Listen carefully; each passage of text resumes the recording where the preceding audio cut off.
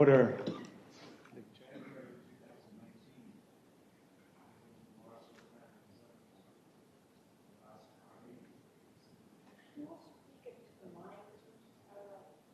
Thank you.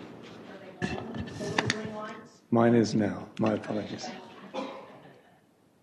Arlene. Thank you. Father in heaven, we thank you for this day. And as always, we pray for our first responders around the world, especially in light of the Raleigh policeman that was shot this morning.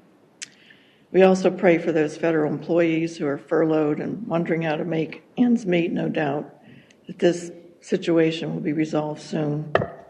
And on a much more local level, Father, we ask that we will do our best for the town of Morrisville tonight during this meeting.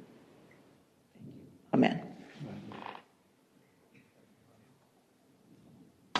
Any changes to the agenda from the staff side? Courtney? No, Chairman. Comfortable with the agenda? Have a motion to adopt the agenda then, please.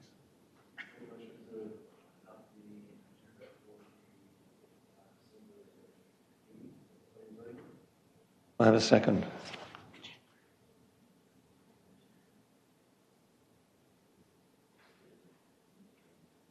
January 10th.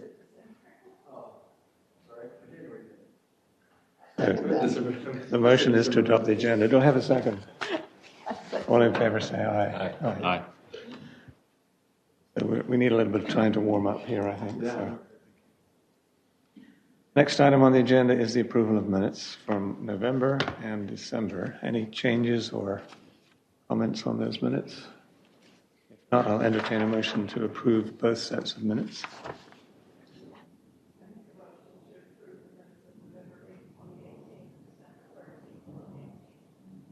I have a second. Second. All in favor say aye. Aye. Motion is carried. Thank you. Vice Chairwoman Botha, if you could please check your mic. I don't believe yours Sorry, is I thought I had it on. All right, good. So no presentations, public comment. Does anybody wish to speak on any general matter that isn't part of the business that we have on the rest of the agenda? Have anybody signed up, Marty? Then we'll move right ahead with item 9. It's amazing how quickly we make progress in this agenda. Mary.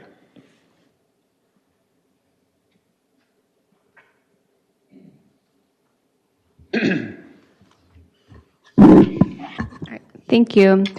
This next item is called Aviation Landing, and it is a rezoning for a mixed-use plan development.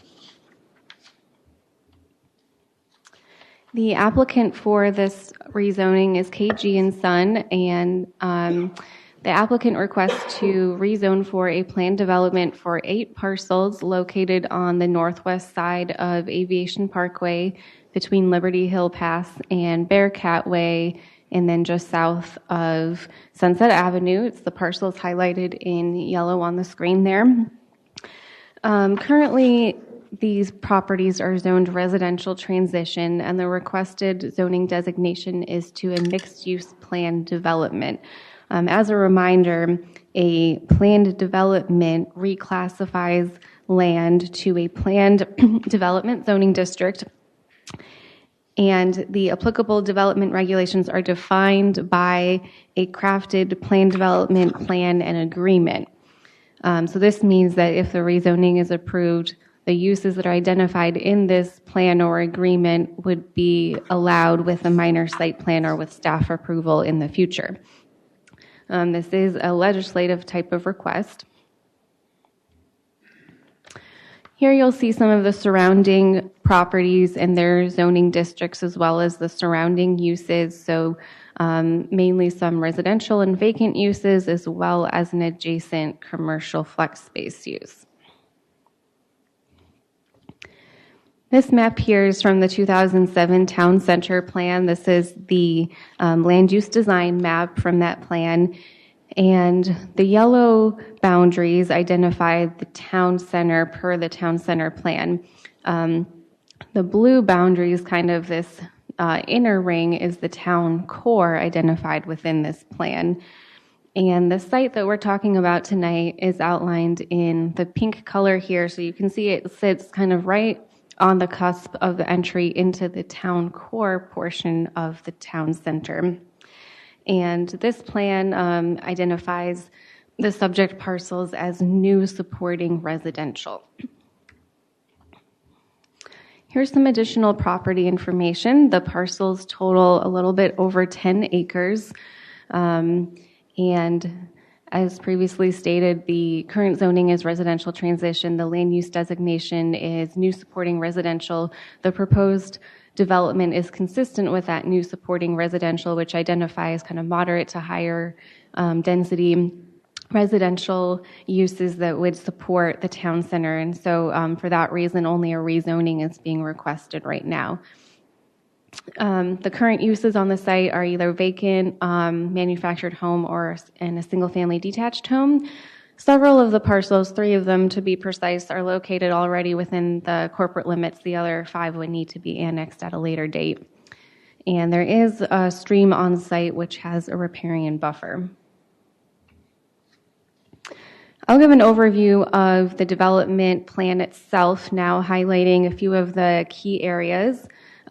First, the land use is kind of split up into 2 tracts of land, beginning with the tract 1, which proposes higher density residential uses near the front, as well as non-residential uses, to really create an integrated vertical mixed use development as the entryway into it.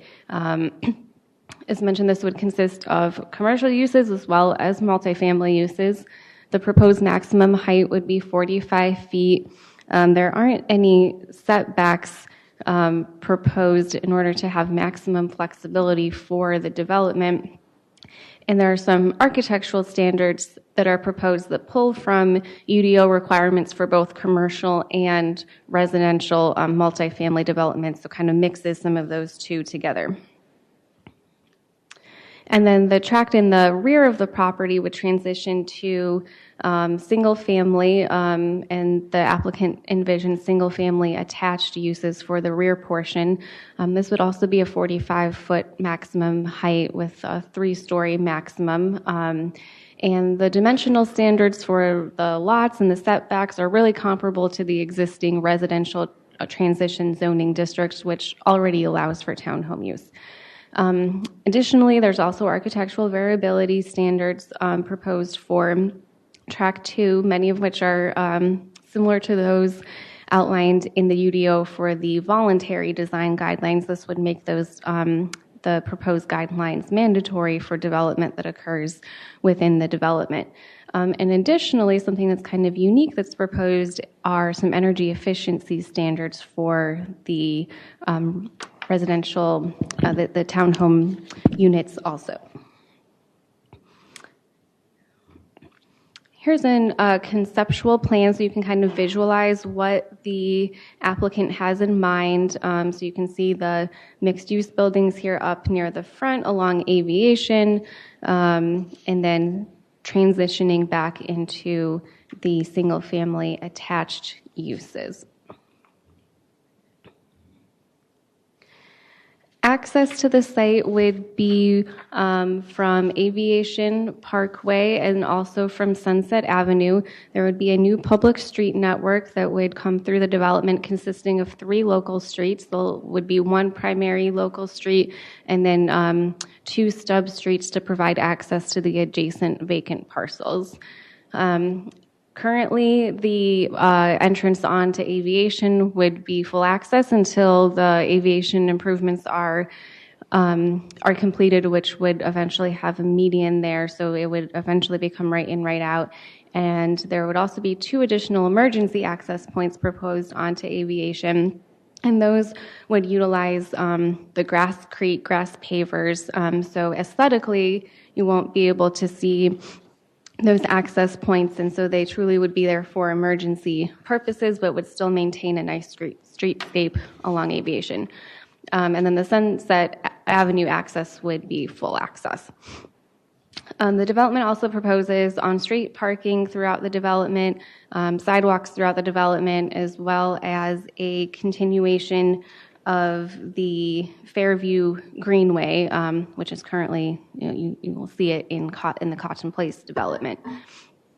A transportation impact analysis was conducted as part of this rezoning, and that anticipates just under 2,500 daily trips with 114 morning peak hour trips and 199 evening peak hour trips.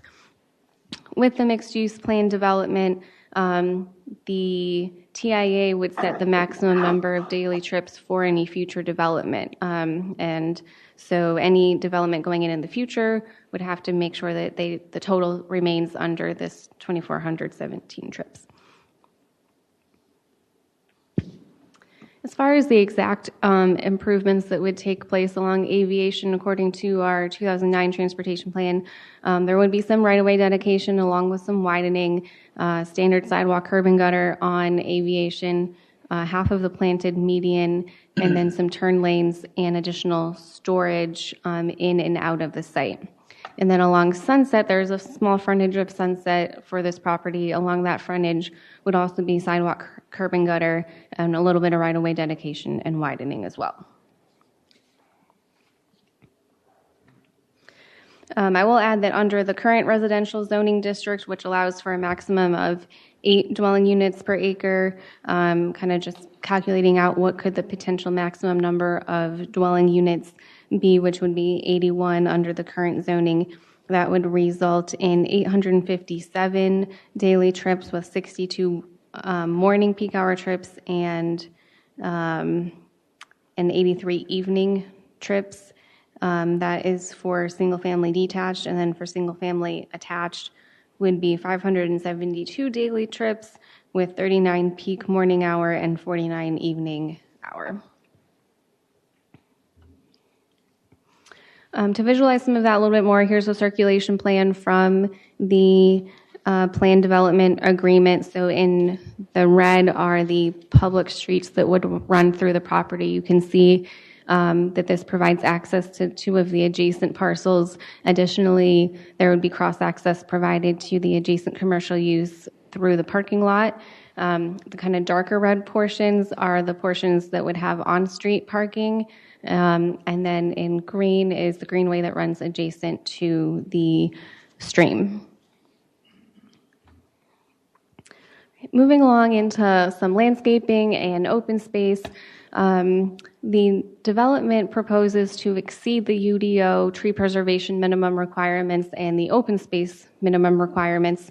For instance, the UDO would require an 11% canopy coverage to be retained, and the applicant is proposing 16%. The UDO requires that 5% of the site be retained as open space, and the applicant is proposing to provide 10%. And this is also in addition to parkland payment in lieu fees that would be applicable for the residential components of the site. And for the landscaping, there are a few alternative landscape buffers proposed in order to accommodate some of the oddities of the site in areas it gets very tight. But in other cases, there are additional buffers being proposed that would ordinarily not be required. And something that's unique about some of the development proposal for the landscaping is also a very pedestrian-oriented streetscape with trees located between the sidewalk and the street, very similar to Jeremiah Street's layout. And any vegetation located within the right-of-way would be maintained by the HOA. On the screen, here's an example of one of the street yards that would be proposed that kind of gives you an example of that pedestrian feel.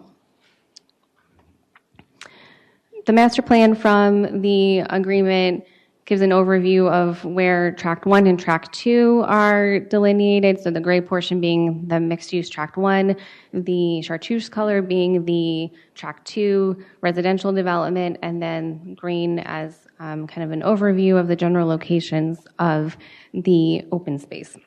You can also see the riparian buffer location here hatched along the property line. And this plan also gives an overview of the buffers proposed on site. So again, some perimeter buffers along with that alternative street yard buffer with the pedestrian-oriented streetscape, along with the riparian buffer.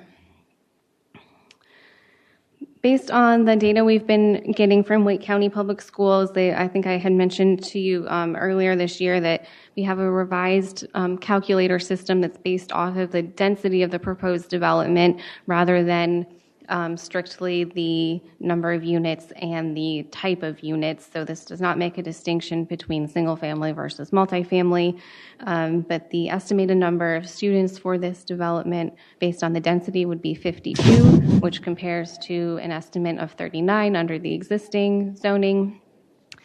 And the school assignments based on next year's assignments would be Northwoods Elementary School, West Cary Middle School, and Cary High School. Overall, staff recommends approval of this request as proposed with the addition of a payment in lieu contribution towards the burial of the overhead utility lines along Aviation Parkway. And we're making this recommendation for you, as you can see, quite a few reasons. First of all, the proposed intensity and uses are compatible with the adjacent uses and would result in an appropriate and logical transition of those uses. Secondly, the proposed intensity and uses are appropriate, being on a major thoroughfare like Aviation. And as mentioned earlier, this site is at the entrance into the town center core and would provide an attractive gateway into the town center. It also would help protect the natural environment by providing excess tree preservation and open space. And it's consistent with a number of comprehensive plan policies and guiding principles. Specifically, the 2007 Town Center Plan identifies this area as new supporting residential, and as I mentioned earlier, the proposed development is consistent with that designation because it recommends moderate to higher residential density development in order to support opportunities close to the town center amenities, which this development does.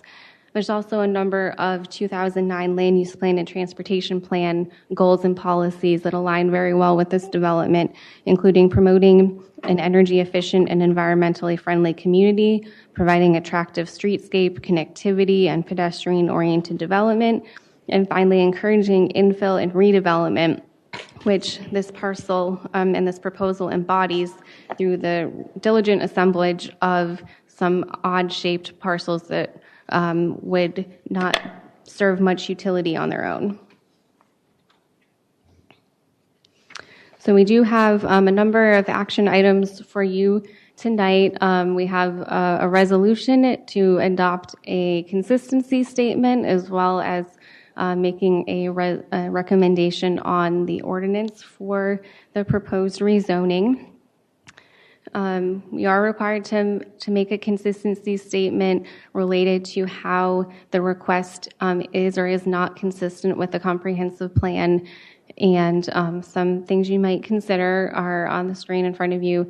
One being that the town center plan identifies these properties as new supporting residential for that kind of moderate, higher density residential development, which is consistent with the development plan proposed. And secondly, that the mixed-use plan development district proposed would serve as an appropriate transition from both the existing residential and commercial uses, as well as the uses identified for those parcels in the 2007 Town Center Plan, which identify residential and commercial and institutional types of uses. So for those reasons, staff feels that it is consistent with the comprehensive plan. As mentioned earlier, this is a legislative request, which means that it is discretionary, and these are some factors that you may wish to consider when making your recommendation.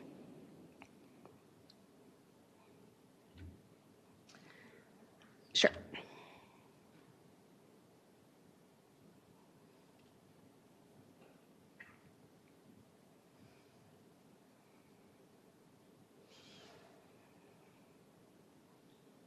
Thank you. Sure. Is everyone else okay to advance? Okay. So once again, the titles of the two documents, the resolution and the ordinance, are on the screen, as well as some options you have to either recommend approval as submitted, recommend approval of the application with additional conditions that are agreed to by the applicant, or recommend denial of the application. That's all of my prepared portion of the presentation. The applicant team is here, and I will turn it over to them so that they can tell you about their project, and then we can open it up for questions for myself or for their team. And there's a public comment session too, right? Right. Thank you, Carrie. Well, let's invite the developer to give us an overview.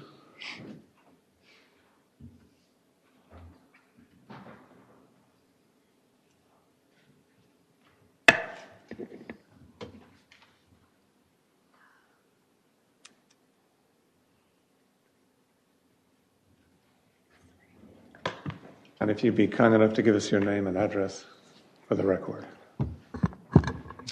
Good evening. My name is Tony Tate. I'm a landscape architect and land planner in Durham, and we appreciate the opportunity to be here before you tonight. We have an exciting project, and we're looking forward to the presentation and hope that we can answer all the questions that you have. We have a large contingent here.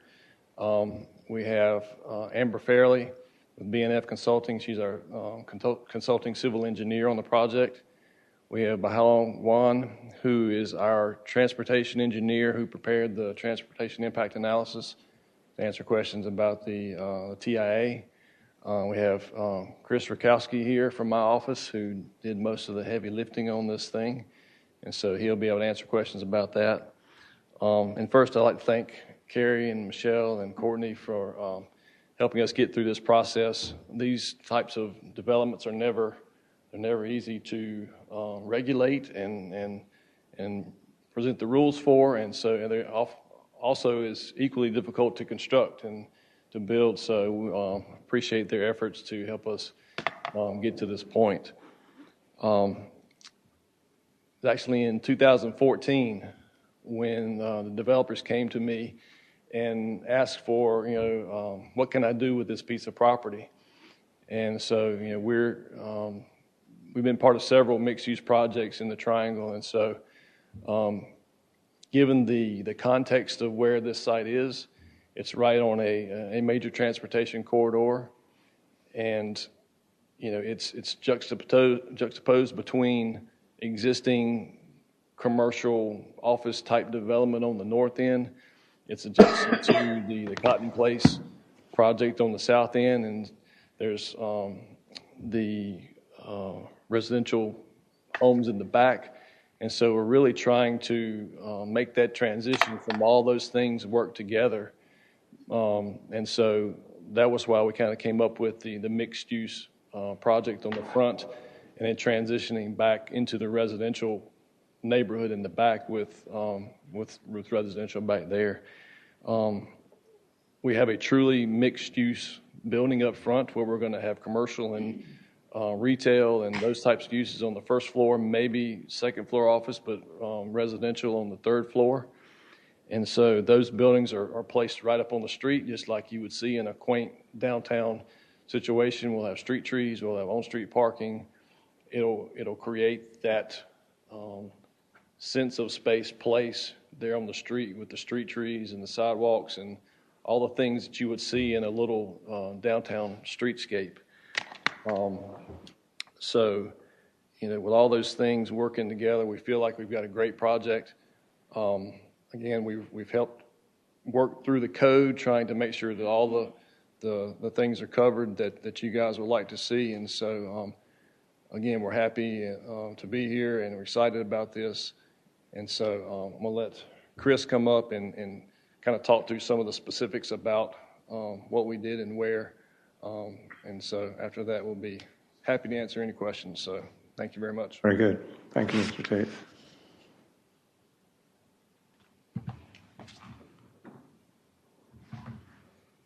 So you're the heavy lifter. The heavy lifter. Got stuck working Carrie and Michelle and Courtney to death to make this happen. So, I just want to run through a couple of kind of our vision for this project and comparable projects that you guys may be also familiar with, and kind of give you a sense of what we're really trying to get for here. So first example would be Grace Park. It's a walkable community. There's townhomes in the back. There's mixed-use buildings in the front with retail and multifamily units above it with balconies, and a lot of the elements that are here are very similar to what we're kind of striving for. We feel like this is a high-quality design, and Grace Park especially provides that transition from a higher density up along the main streets and transitions to the townhomes kind of along the back side there. Another one would be Park West, which is, I think, a little more commercial oriented than what we're going for. But again, it has the pedestrian scale, streetscapes, the nice wide sidewalks, the street trees, the light poles, and all these amenities for pedestrians while they're there. And it also has fairly nice units above there, multifamily units. And that kind of brings us to what we've presented to you guys today and what we've been working with Town of Morrisville to kind of make our vision happen and fit on this strange configuration of parcels. So we feel like we've utilized the site as best as we can to kind of achieve nice high density in the front there along Aviation and create that nice transition through townhomes to back to Sunset there where it's a little less dense. And in doing that, we've preserved as much open space as we can, really preserve the stream buffer and use that as kind of a amenity for residents that will be there. And we really wanted to strive to create this community where you could, in the morning you could walk out from your townhome and walk down to a coffee shop and get coffee in the morning, or walk down to dinner and walk back. So that's essentially kind of our vision for this. And a quick preliminary massing study that we had done just to kind of show in a 3D version of what we're going for. This is pretty crude and thrown together, but it gives you a good idea of what we're really striving for here. So we hope you guys could recommend approval for this. And I know that we're asking for a waiver for the underground utilities for this as well. So thank you. Thank you. So at this point, I'd like to open the public comment session. Anybody from the audience who'd like to comment on this proposal?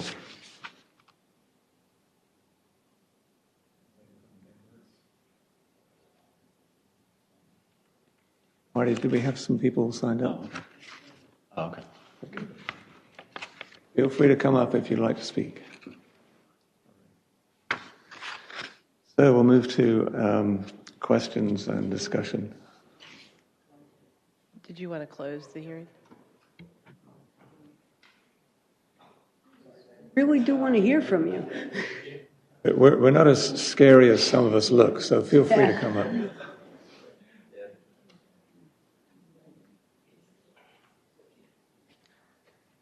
My name is Joe Mitchell. I'm part of the development team who put this project together. We feel like that this will be a major asset to the town of Morrisville, and we really hope that we can get approval and work together to make this a cohesive element coming from the commercial over to the residential. Thank you. Thank you, Mr. Mitchell. Will you please give your mailing address? Would you just give us your address? Oh, sure. Sure.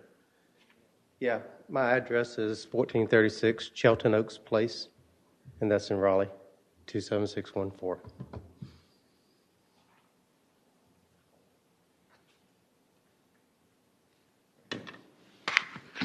So I'm going to start in the middle. Arlene, any comments or questions? Or I'm afraid so. Carrie, if I'm thinking correctly, Sunset comes right into Chapel Hill, right? Correct. Chapel Hill. Mm-hmm. What is going to be the arrangement on that end if people coming down Chapel Hill towards, Aviation Parkway? What is going to be the traffic situation there getting in and out? So you're talking about Cut through. between here and here. So the improvements for this property or for this development would be just along the frontage of Sunset, and they would not be responsible for improving the remainder of Sunset. Some of you may have seen that there is a development going in now along Cotton Drive in the corner of Sunset called Villas at Sunset. So they will be doing some improvements along their frontage at Sunset and Cotton Place as well. Would you show on the map What's going where in? that Sunset Villas is going in? It's essentially going from on the other. Do you see where my mouse is? On the other side of the two existing homes, kind of right off of Cotton, where Cotton Place juts out at Belle Plaine, up to Sunset Avenue. There is going to be a gap here where there's an existing home, and here, let me actually. It's this parcel, and these two parcels. And there's going to be, I think, 31 single-family detached homes in the bungalow court style, which some of you may recall was a use added to the UDO a couple of years ago that has a shared driveway with 4 or 5 homes off of sharing that driveway. So that's under construction now, or I think they've cleared the land for that. So they'll be making improvements to a good stretch of Cotton Drive as well as that project's frontage on Sunset. But I'm thinking, like, if you're coming down Chapel Hill, is there going to be any improvements or changes at the intersection with Sunset? I will Access. ask Dylan, our transportation planner, to answer that. I don't believe so, but if you have anything to add. So no, there are currently no plans for that, and included in the TIA, there was no recommendations identified for that intersection. That was a studied intersection, and long-term, Chapel Hill, again, will be 4-lane median divided, but there is no intermittent improvement at Sunset and Chapel Hill. I think we have a transportation expert. So. Hard to call me, like that, but glad But if to you be could give here. us My your name is name and address would be great. yeah. My name is Bao Hong Wan. I'm a traffic engineer with VHB Engineering and company in Raleigh, North Carolina. And my home address is 405 Holston Bankway in Cary, North Carolina. And I did traffic study, and then we started collecting traffic data in 2017, started advising on the land use and access and internal circulation, and there are several scenario changes. And then finally, we came up with our traffic impact study, and then completed in May 2018. And we received a comment from DOT and from Tom Morrisville, and we made some revisions, and it was finalized in August 2018. And regarding the question of Sunset Avenue at NC Phase 4, and then we studied this intersection as a secondary access point. And then what we find is the traffic volume pretty low there. The turning volume either from Chapel Hill Road onto Sunset Avenue or from Sunset turn out onto Chapel Hill Road. It actually, under the build-out scenario, is 18 right turn cars and 8 left turns in the morning, and 23 right turns and 0 in the PM. And we usually, when we do the traffic analysis, capacity analysis, we use the letter grade to designate how well the sector performs. So our finding is the level of service for Sunset Avenue at Chapel Hill Road is level C or B. It's really it's really good. It's because the levels D or better is considered acceptable by the town. So the right turn and left turn numbers, those were exiting Sunset Yes, onto Chapel Hill? Yes, correct. For morning and evening? Inbound further on Chapel Hill Road is 13 left turn and 2 right turn in the morning from Chapel Hill Road onto Sunset Avenue. And in the PM, it's 35 left turns and 5 right turns. Those are 2021 numbers that include existing traffic plus growth rate, and also including the side traffic as well. 35 left turns, basically going south on Chapel Hill Road. Correct. Left onto Sunset. Yes. Some of them cutting through on Cotton to get over to Aviation. That's taking exactly a shortcut through what's already there as a shortcut.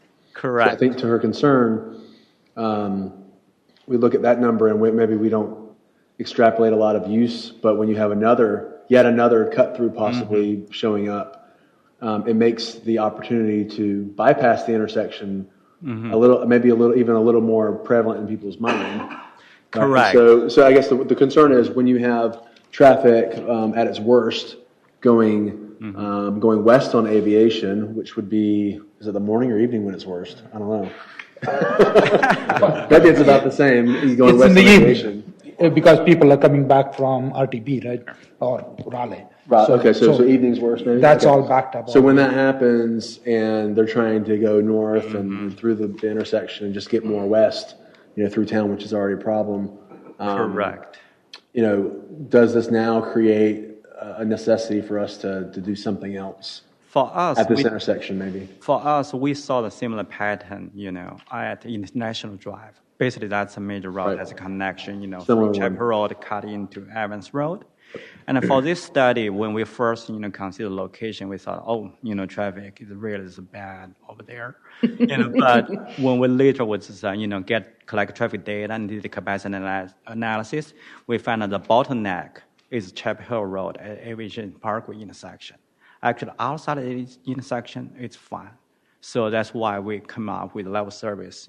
It's pretty good level service at all the rest intersections. And also, to your point, and we analyze, also background condition. We consider Evans Road, the McMarine Parkway extension. That intersection actually is a become four-leg intersection once McMarine Parkway is extended between airport to Aviation Parkway. And that actually, we believe that it will divert a significant amount of traffic, and also compared to Evans Road and International Drive. And this Sunset Avenue is really a minor roadway, although we know, this one, it is designated collector avenue in the town transportation plan, but we believe the capacity, should be sufficient once Evans Road is get the connection of McMarine Parkway. Also, when we were looking at the connection, and I think Carrie mentioned about the street network. So it's not like straight shot, it's like 3 detour route, like 3 local route. And also there's a greenway come over, and because they're proposed, the development feature, we believe this is going to be more like a low speed and then mainly servicing like local traffic. But, under the extreme situation, if there's an accident, crashing at Aviation, at Chapel Hill Road, and so this can serve as a detour route. So it does provide. Now becomes a thoroughfare instead of a not thoroughfare. Do you have any planned? I know there's not a site plan here, but would we? I guess would they be responsible for doing speed bumps or things like that to mitigate some of that maybe temptation of the public to use it as a pass through, or is that something the DOT would decide or town would decide, or what? So these are proposed public town roads. So, for example, with the Greenway, you can do a raised Greenway crossing. So it's a speed table. You'll see them in different neighborhoods throughout the area, and that can be reviewed as part of the construction plans as an alternative. First portion of a street, there is actually on-street parking.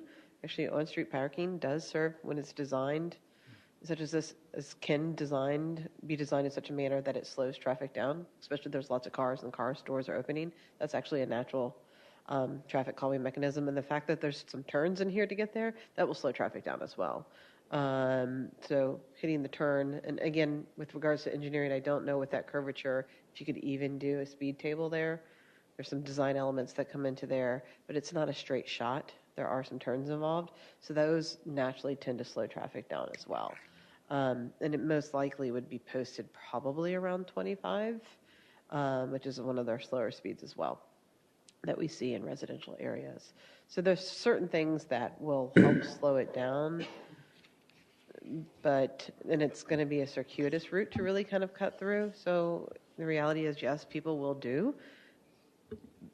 will cut through it, but the question is how much time are they gaining by doing it, whereas if they went down to Cotton and cut through, it's kind of more of a straight shot and over at that point. And once you really get onto some of the back roads through there, they're not terribly wide, and that may actually serve as a natural deterrent as well. Just two additional points. I know it's a little bit hard to see the text on the screen here, but the plan does identify greenway crossing and signage as well as striping. So that is kind of one component of, a series of different things that could be utilized for both pedestrian safety and traffic calming. And I just wanted to kind of reiterate something that Wong said, I guess viewing this connection not necessarily as just for serving for somebody to get through, but he gave the example of if there was an accident or something that was blocking traffic, that it could be used as an additional means of access in the event of some type of emergency response. And then I know we've had some going back and forth about the stormwater, but it seems like there's a really big riparian buffer there and then pretty big pond collection thing here. So the water table and so forth is more or less taken care of with this, right? Do you mean as shown on the plans, has the stormwater been designed? I don't think it's been designed to that extent. Usually that comes, at the construction plan level, but they have proposed to over-detain so that can, one, be certain to meet the UDO requirements, but also meet the concerns about the existing culvert. And last question, what is the deal again about the waiver for the underground utilities? Why was that? So based on, I think and I may defer to Michelle on the exact language of the text that was modified last kind of late fall of the UDO, the waiver for administrative approvals would only be granted if the town engineer decides to grant that waiver and has adequate information to be able to determine that it's not feasible to underground it. And so there are some situations where it can be waived, being that this is a legislative request. There are kind of different parameters for which requirements can be enforced, but any additional conditions that would be kind of recommended by staff or by the Planning and Zoning Board and ultimately council do need to be agreed up to by the applicant in order for them to be codified. Thank you. Arlene, you disappoint me. Why? I thought you were going to ask where the play spaces are. There's a dog park. There's a dog park. There's a dog park. Right. Rob. So looking at the plan here, I love what's being proposed as part of the design, in theory. But when I was reading the conditions for the plan development, it doesn't sound like they have to stick to this particular layout. They just have to stick to the parameters of what was laid out in the specifics, meaning that there would be more dense or some sort of mixed use in one section and non-mixed use in another section. But when we say that, it doesn't mean they have to, at the end of the day, necessarily build any kind of retail or commercial in that space. It does need to be, in order to be eligible for the mixed-use plan development, you can't have more than 80% of the development as a whole be residential. So in nature being a mixed-use plan development, there does need to be a mixed-use component. Right. I believe there is kind of a land use description that does identify non-residential uses on the ground floor. And so it is meant to be kind of a framework or kind of a guiding document, because at site plan, once they get into the nitty-gritty details, things may change to some degree, but the expectation and the compliance would be based on substantial conformance to what has been presented both in the writing as well as the visuals that accompany the document. Great, yeah, so and that's my main concern, is that we have the ability to make sure that this does become a mixed-use development, not just another big apartment complex, right? And so 20% would be non-residential? Correct, of the development as a whole. So the whole outlined area, so not necessarily of one building, but the the square footage for anything built basically on these parcels, total not more than 80% could be residential uses. Okay. So they could still, in theory, put a small office space in the front that doesn't have any kind of residential or retail or anything there, and then put a bunch of multifamily at the back, and change the design essentially to still be somewhat segmented and not put together. Because of the way that the buildings are laid out on this conceptual plan, for instance, it would have to be very close to what is shown here, so that the buildings might not be exactly this size or this shape, but the buildings up against the street front is something that is kind of critical, I think, to the overall design, and is something that's desired by the applicant. So that would certainly be an expectation. Same with the vertical mixed use component that is demonstrated in the plan, and I guess if that needs to be clarified, that's certainly something that can be added, but substantial conformance with all of those principles would need to be met. And the UDO specifically states the difference between a minor modification to a mixed-use plan development district, which can be approved by the planning director, and then major modifications, which require the entire rezoning process. So the process that we're actively doing now would have to be repeated. And that clearly states that there's a couple. So one, it complies with conditions. So if there's any conditions of the approval, any modification of those would go back through the full process. And it has to generally comply with the ordinance. So if there's some substantial departure from the ordinance that wasn't specifically identified, they would not be able to do that unless there was a modification that would be granted to everybody else, that's eligible to have those modifications. And it specifically states it's consistent with the agreement approval, and then it defines consistency to mean that changes would not significantly alter the development's general function, form, intensity, character, demand on public facilities, impact to adjacent properties, or other characteristics. And so in this particular case, if they came back and said, I suddenly want to make this 80% multifamily and 20%, commercial, that would be a significant departure and trigger major modification. So what's the mix right now? Well, currently the mix is townhomes in the back. I don't know the percentages. Carrie may be able to provide those, but they're looking at townhomes in the back, commercial or non-residential on the first floor, and non-residential and/or multifamily on the upper stories. I get that, but just so that we don't get hung up on the 80-20, I was just trying to verify what currently is the mix. They have not defined that. That was one of the questions that I had.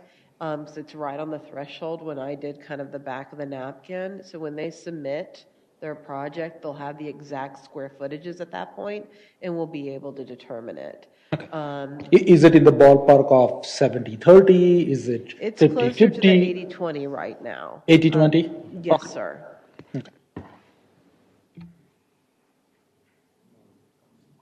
That was my main concern with the rezoning, is just to try to enforce the multi-use nature of what we're doing. So, I had maybe two questions. One was to the two transportation experts sitting in here. I exchanged an email with Courtney earlier this month. So NCDOT is looking at plans to build bridges over the railway line, right? So we know that they are going to build one at Macrimon. There is one going to be built at Cornwallis.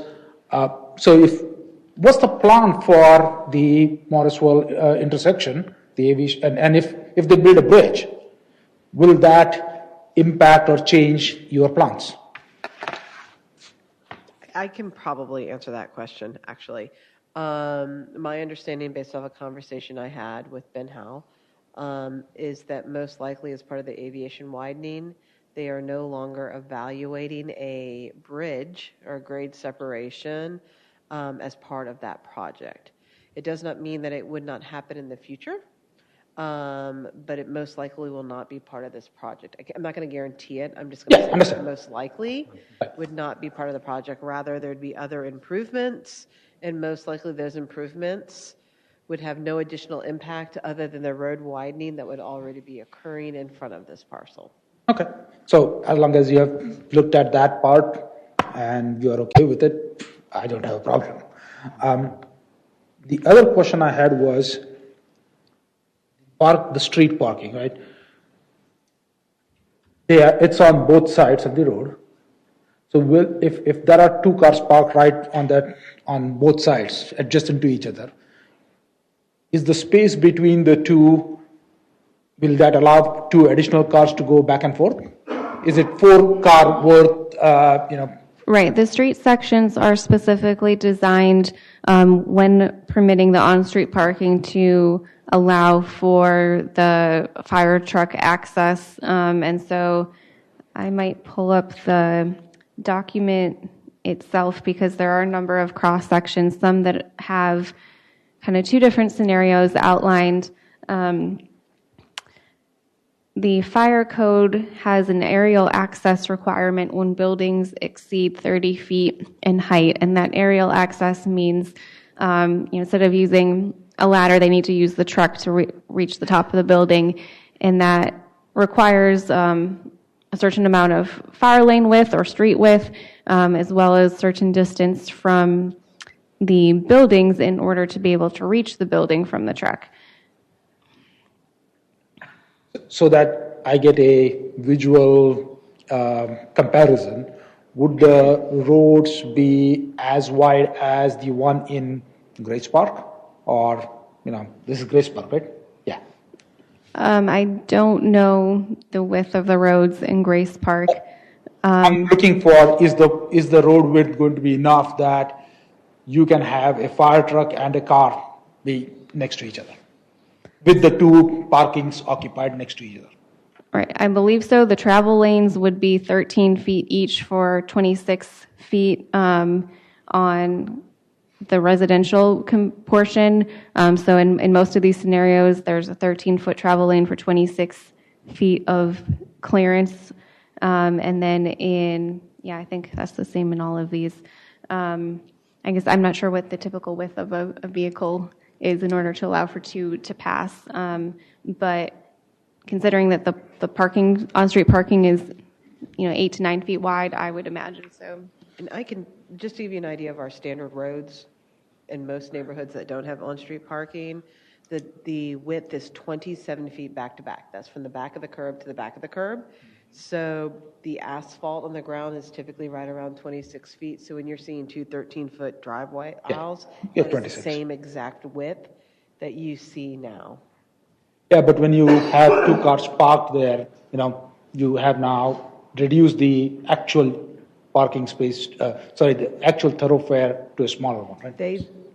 Your actual pavement width is the same. So it's the pavement width is still 26 feet, and they're adding additional pavement for those on streets. So the width is the same. Okay.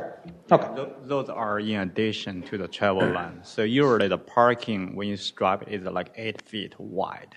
Yeah. So basically that's in addition to the normal travel. Okay. I think we are still early in the conceptual process, but when the guys develop internal street, they check turn radius.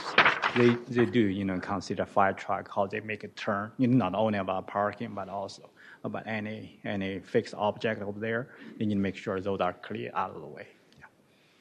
So it'll feel like it's bigger than a normal neighborhood street. Yeah, because nowadays a lot of the streets. On the street. Right. Nowadays all the streets are smaller and you can barely pass two cars through them. Right? The other question I had was the sidewalk on the front side. Will it connect the sidewalk that is at Cotton Place and extend all the way to the business center on the other side? Yeah, I believe it should. I can't remember if there's sidewalk along the business center. Dylan, do you remember? Or there is. Yeah. There is. Yeah.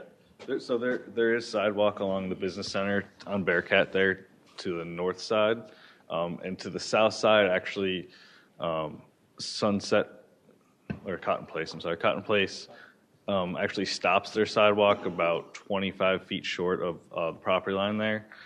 But this area is also going to be changed drastically in the next when DOT comes through with the widening of aviation. And we haven't really gotten a clear picture on how wide that's going to be or where the sidewalk will end up, but we do propose connecting across the entire frontage of our parcel. So you will connect from Cotton Place all the way to the business center. That's the plan, yeah. No, he said there will be a 20-foot gap. I mean, you're connected to the edge of your property. You're not going to build on someone else's property, so there'll be a 20-foot gap under what's going to happen. But that's not right. But as part of the DOT widening project, the entire sidewalk is essentially going to be either replaced if it or put in if it's not already there, which will most likely end up coinciding with the build out of this project.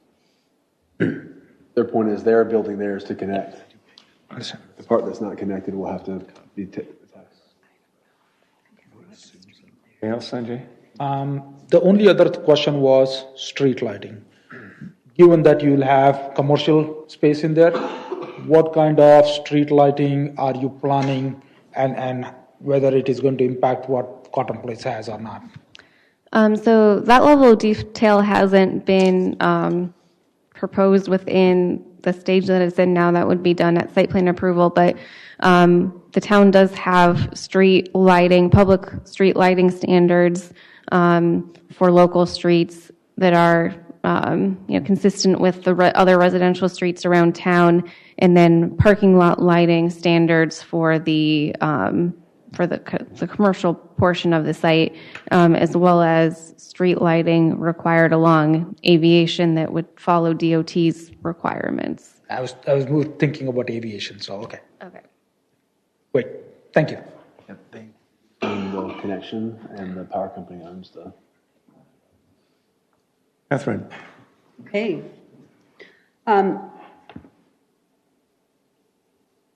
So, if I remember correctly, we discontinued conditional zoning. We can request the applicant.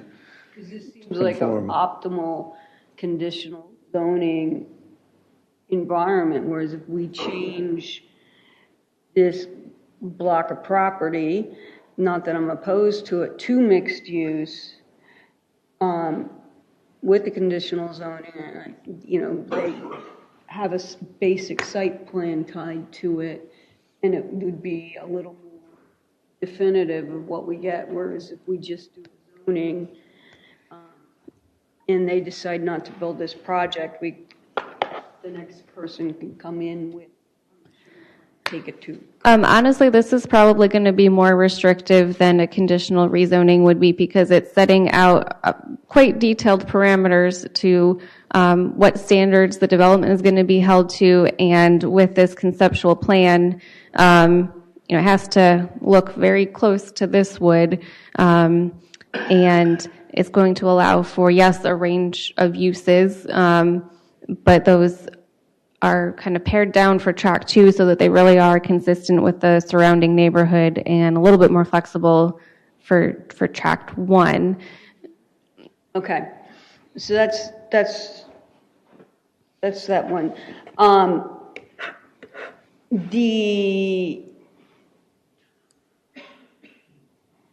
Is the developer going to be doing the widening of aviation along their property frontage of aviation?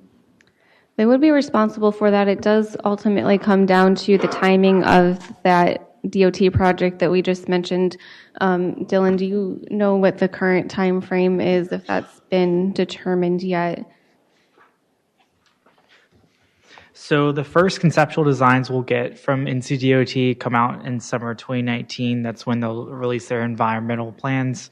Construction will begin in FY 2023. So it really depends on when this project gets into site plan and construction plan approval, and as into what, if they have to do a payment in lieu, or if they actual need to go through the widening. And then that will be a decision from NCDOT and see if they're willing to grant an encroachment agreement. So that'll be a decision at site plan. For the 2023, that was the start date or completion date? That is the start date. I do not know. I'm sorry about that. 5 years. Okay, so then they will dedicate the land, but not actually do a street widening like Bear Creek did. Right, so most likely if the DOT project has not occurred by the time the construction begins on this project, there would be a combination of right-of-way dedication, perhaps some actual improvements like the lighting and the sidewalk, and then the rest would probably be a payment in lieu fee. Okay. Question on the payment in lieu, if they go about it that way, do we get the payment in lieu and DOT still pays for the road? Big good deal. Just curious. Yeah, I think it depends on what the funding for that road is. I believe that the town does have still a component to pay towards that project, even though it is a DOT project. I like the way you think. Well, it's always turning up here. Okay, the residential component in the 2 front buildings on level 2/3, or 3 only, are those intending to be condos, or are they going to be leased facilities? So at least from a zoning standpoint, as far as the town's regulations, whether they're condos or apartments, we still classify them just as multifamily use. The ownership is kind of irrelevant to that component of it, but I can ask the applicant if they know if they have an intended product. Okay. Okay. In case you didn't hear, he said not at this time, hasn't been determined. So it could go either way. All right. Road, on one of the other maps, it's 5027 that comes around, and it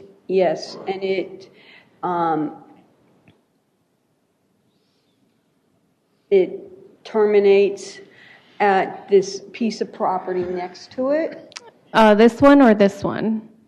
The DR 50-27. Yeah, both of them are. So, and just so you know, the 50 refers to the 50-foot right-of-way. The 27 is the back-to-back, back of curb to back of curb width. So you're talking about this parcel where my mouse is, or this parcel to the west? Okay, but right now, there's 2 parcels. How about to the The west? second one. Where my mouse is now? Yes. Okay. Right, so if you take that north-south, yeah, you take that due north road, okay, that lines the boundary of the property. If memory serves me, there were 2 tracts of land. Yeah, so the Sunset Cotton Place building, is that only on this front piece of land, and then, or do they have plans for both halves? So the villas at Sunset, the bungalow court development that we were talking about earlier, is on this entire corner parcel of Sunset. They're going to have like a little overflow parking spot and residential on this parcel, working down. In that parcel, so there's a parcel, that middle parcel is still privately owned? Correct. Okay. Now, does the villas have a road stub such that if the landowner sells to either developer, I guess, or a new developer, does the Sunset Villas have a road stub such that it could meet with the road stub in this? Right. It does, yeah, so they do not have a stub coming out on this side. The way that their lot was, or their development was set up with the bungalow courts, kind of the purpose of that style of development is to have those shared driveways be the access points rather than kind of your traditional just front-loaded homes all off of the main street because they are very kind of narrow in depth. That particular stub there, it accesses the back portion of that adjacent property. And Right. while in the beginning, we really tried to capture those pieces of property to put in our development, it really wouldn't work.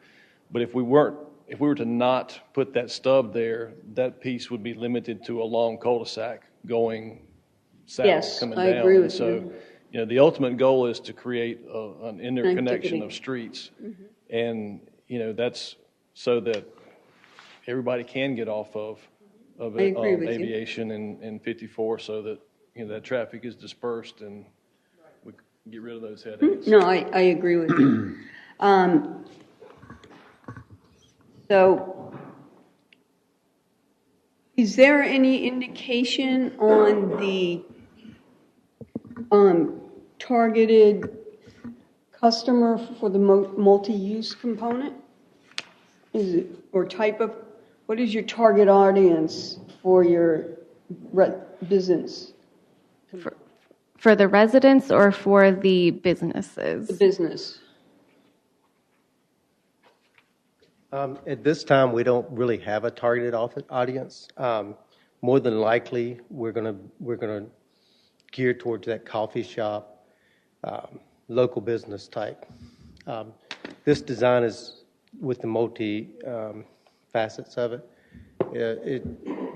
It helps out a lot when you have someone who may want to live above where they work or something of that nature. So. Yeah, at Bear Creek, or they could walk. Yeah, I'm exactly. assuming the sidewalk will be contingent,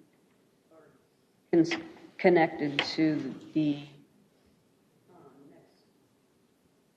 Cotton Place. Yeah. What are the energy efficient features that were mentioned and advertised to help with? We have the builder of the townhomes here, so I'd rather him address that.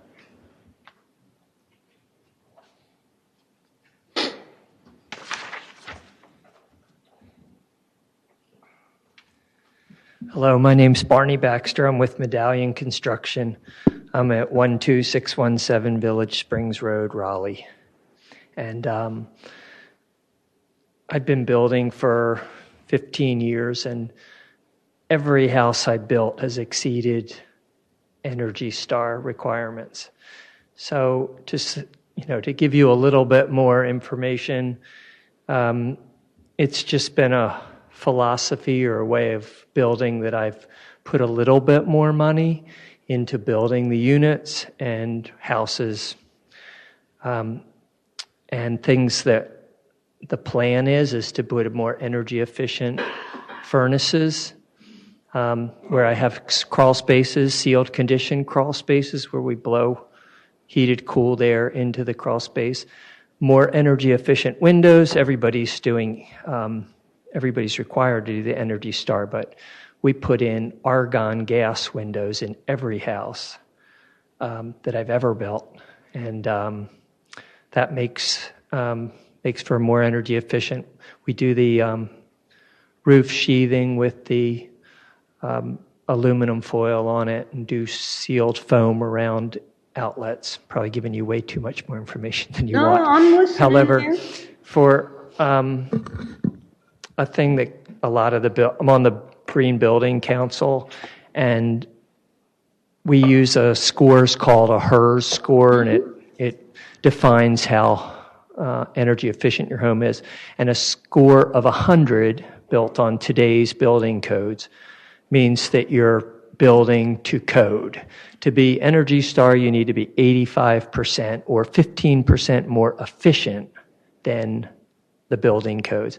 And most every home I build is in the 60s, so 40% more efficient. And I've had many that are 50%. I don't want to throw out the number that I'm going to build them all 50 because I don't know what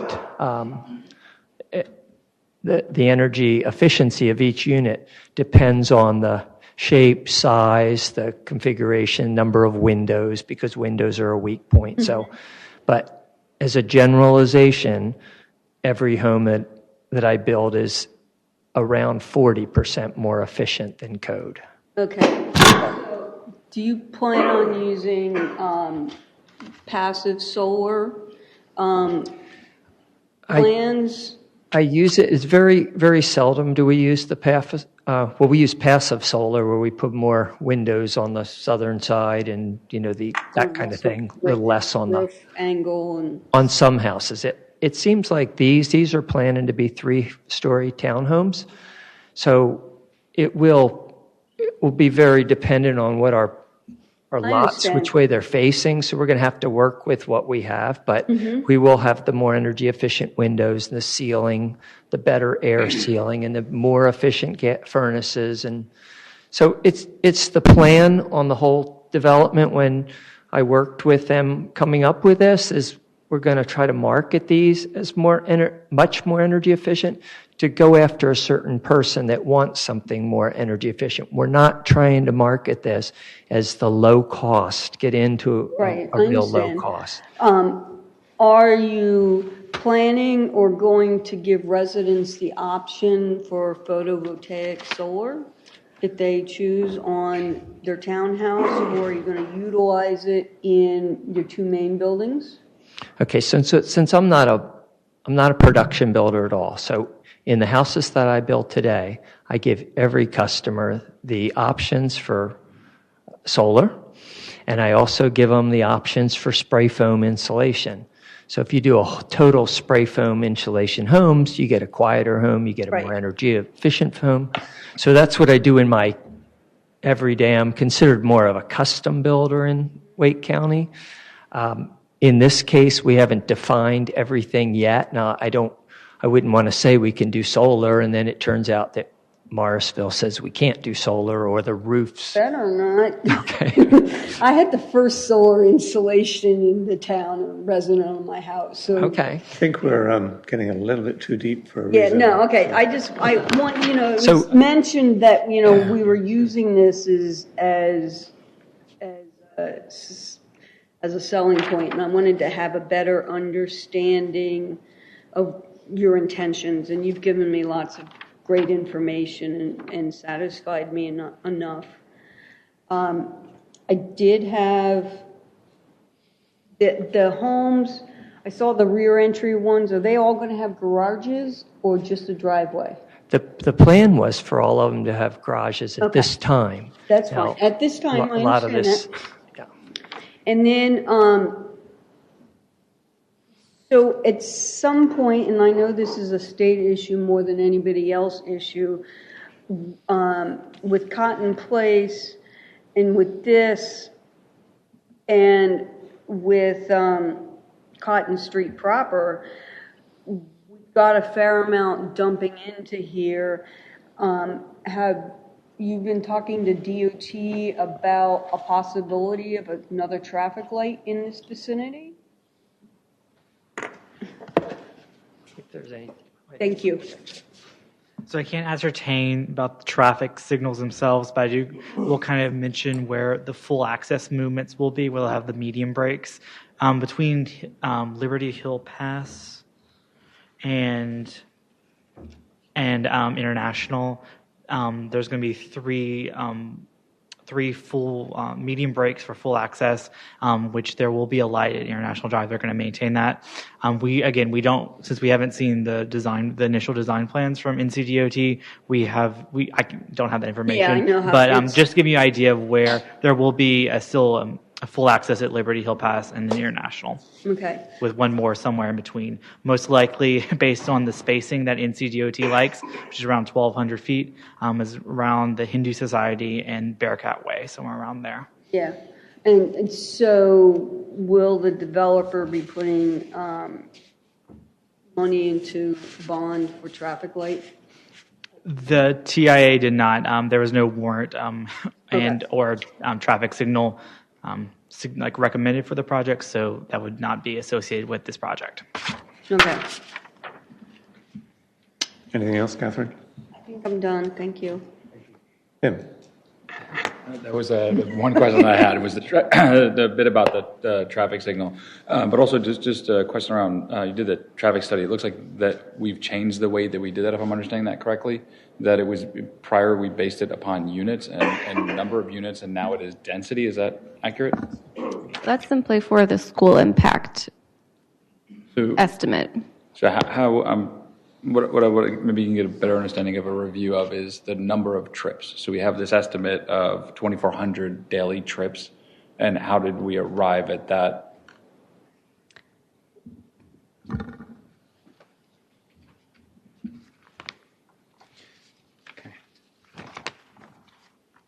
When we prepare the traffic study, and we analyze 4 different land use categories, including 16,400 square feet of general retail, 10,000 square feet of general office, 50 dwelling units of apartments, and 40 townhomes. So based on mixed use feature, and also, the benefit of mixed use is that the walking trips can be twin. So that's, we call it internal capture. So basically, if you change that mixed use feature, that credit will go away. So basically, kind of answer, Rob's question. If they change that can trigger some more trips that can violate, that threshold. But back to, your question. So we did use 4 different land use categories, and then with internal capture, and then the final trips is I think that number is 2,700. Let me see.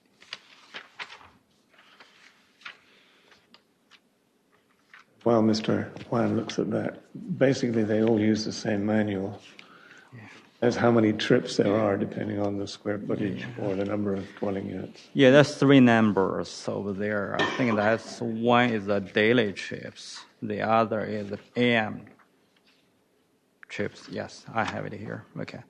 So the daily trips for the entire development is 2,417 daily trips. And the AM peak is 114. And PM peak hour trips is 199. Has there ever been an assessment post-build? So these are estimates, and we hear these kind of estimates based on the playbook that we have. Is there ever a go back and see what the reality of those trips out post-build? Those are based on industrial average, basically ITE, that's called Institute of Transportation Engineer. So they basically updated the trip generation rates and equations based on their most recent survey data. So we do use standard, basically just more like on the typical conditions and what they should do. So ultimately, the main exit and entry point for this would be aviation. All traffic would funnel right. Is that correct? There'd be right out. We did traffic assignment based on their existing traffic patterns. So basically, certain come east to aviation toward I-40, and also we send some trips toward Chapel Hill Road as well. So as designed, this could conceivably double. Or all trips would be going one way, as opposed to 2. Right? Did you just say that right now you're looking at both having traffic going both ways? Yeah. Traffic going both ways, okay. Correct. And also we send, I believe it's maybe 20 or 30% of trips to Sunset Avenue as well. So basically, people living here and working at IDP, we get captured. I think the question relates to Aviation Parkway, which right now is unrestricted. So in your analysis you did, people could turn left or right from Aviation. Correct. But when Aviation is developed, it's going to be right in and right out only. Right, yeah. So did you do your analysis based on right in and right out as a? No, but from the traffic analysis perspective, if people turning left, they have difficulty. So that's worst condition. So basically, if all people are turning right, right turn it's easier because you look at this one way. I think we'd agree with that, but people still need to get from that direction. So what are they going to do? A U-turn? I mean, traffic isn't going to. Yes, that's a good point. When they are doing that, I think when DOT doing the road widening, when they force that full movement into right in, right out, they have to provide U-turn solutions. So basically for this one, I can imagine, although we didn't analyze that, but I can imagine, they can use a Liberty Hill. Yeah, it's just magic. That's under the new Super Street concept they're pushing on everybody. You just magically just fly across the road and make a U-turn, and it doesn't impact anything. But that's a concern. So we're under the project, we're funneling people away from the highway. So if people are leaving, they would be moving away from 40 and then trying to connect, and basically the logical way would be go up 54 or Chapel Hill to do that. Mm-hmm. And then the follow-up question is that, does that pose any additional safety concerns, given the congestion that we have there? We looked at that. When DOT doing the design, they look at the U-turn, not only from design, I think the operations and the safety, they need to consider that to get, that plan approval process. And that's when, I think even the town will have input on that as well, when they propose, some project, across the town Morrisville. Thanks, Tim. Just a follow-up question on what he asked. The manual, the statistics that you use, it is the updated number is from 2017, 2016, what was the basis for the statistics? Those are the compiling data from very early, from even 1980s, but they keep, get rid of the old data set and then add a new data set. So even though the most recent publication is the last year, but then the data set might be older. So essentially what you're saying is the basis for these numbers is so old that it does not show the reality. It's not necessarily a bad thing because, when they collect traffic data, it assumes a standalone building and facility. They capture all this data. And then nowadays, because, people have mixed use, it's harder and harder to capture a single category. And then since we are using old data, actually new data actually showing either lower or some category has a smoother curve. Basically means even daily trip is same, but the peak hour is lower. That's one, I think finding we went through with the town Morrisville regarding a different project. But basically the trend is maybe because of flexible work schedule, maybe people are changing. But, we, from NCDOT, from a town's perspective, using standard rate is more defendable. Also, I think it's more conservative. That's why we use that. Good. Hold on. Okay. Lee. I think most of my questions have been pretty well covered. I mean, I'll have to say, when I read over this weekend, I started out kind of, I'm the biggest lover of mixed use probably in this room, but it seemed a little out of place. I mean, we have a real hodgepodge going on now, up and down aviation with the different uses there. But I mean, I guess we can't tear down what's there. And as I've sort of listened to what they're doing and the fact that there are some restrictions, actually, that's sort of turned me around a little bit on it. So yeah, I don't really have a whole lot more questions. I think they've been addressed pretty well.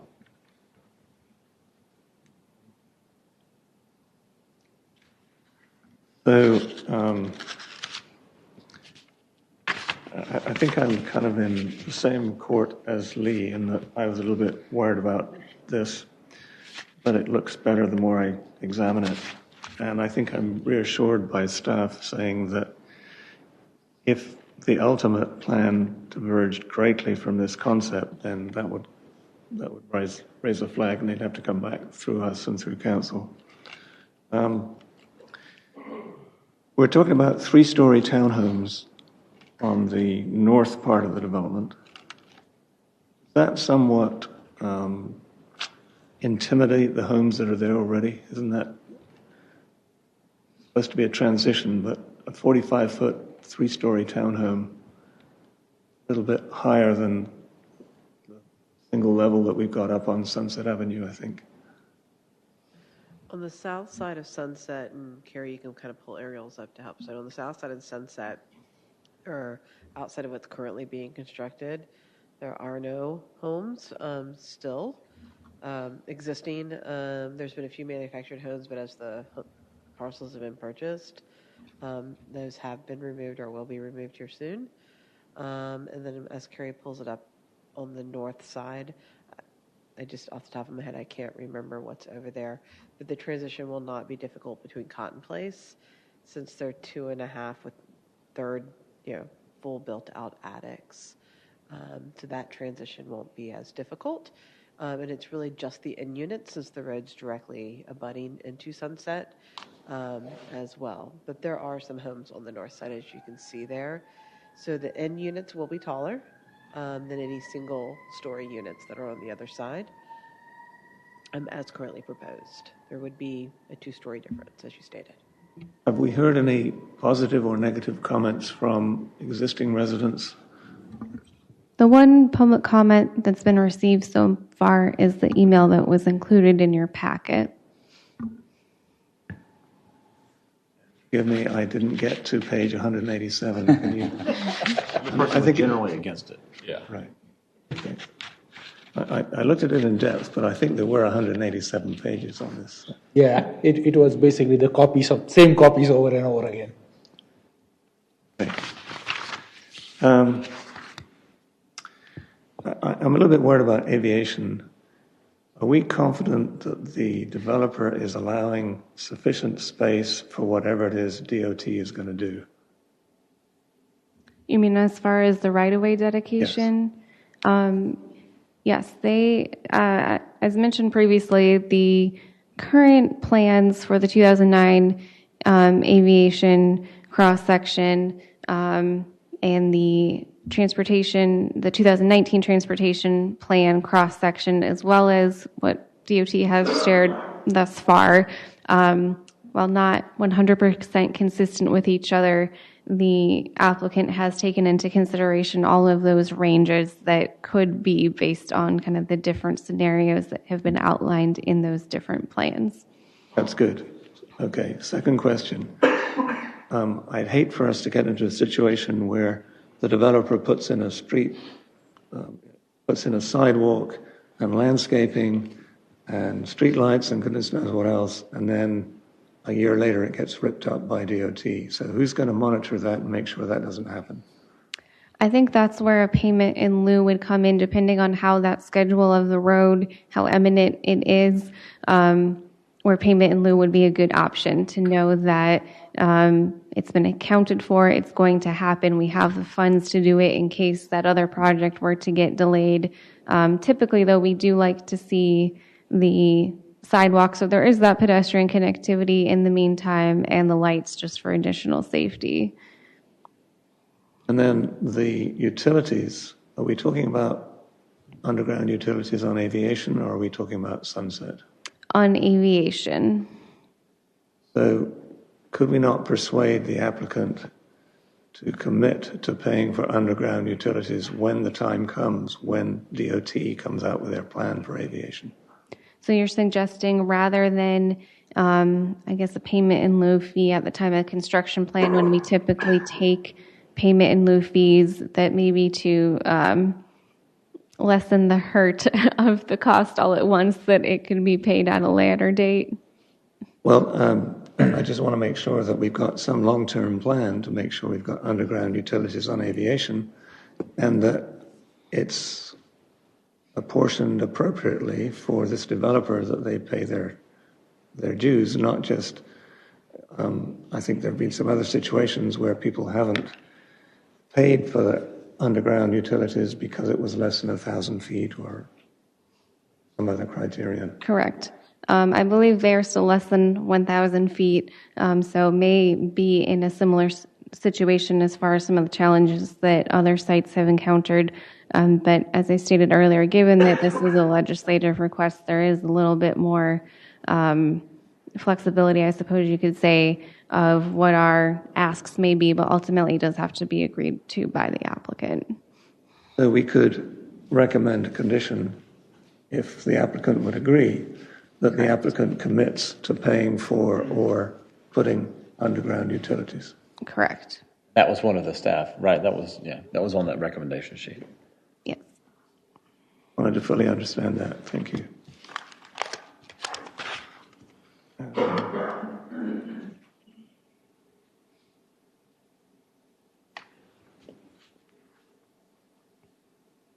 think it was Mr. Tate who talked about a downtown streetscape.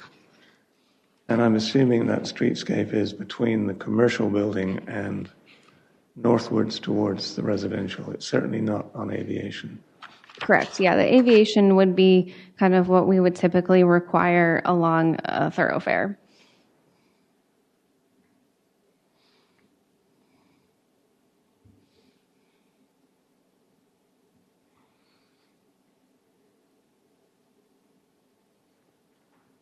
And then on the traffic study, it still bothers me a little bit. I think it was Tim's point that the traffic study was done based on a full access intersection on Aviation.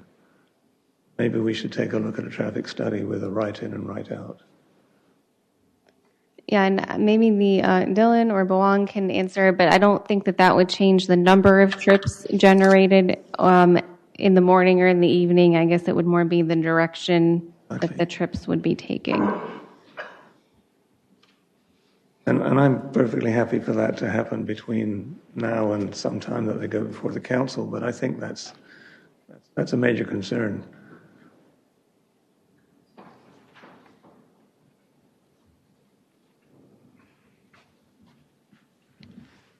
Okay, for the project, let's see if the full access is converted into a right in, right out with left in.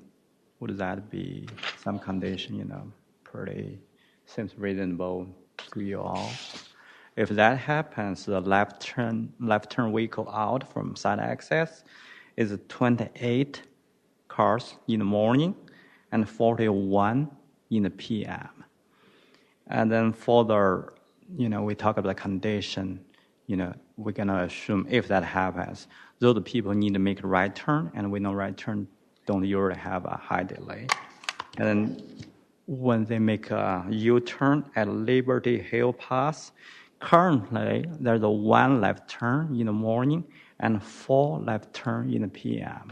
So the U-turn traffic will come in. I don't think that, that 28 in the morning, 41 in the PM will significantly change that Liberty Hill Pass, mainly because U-turn traffic, if they can make it just like a left turn.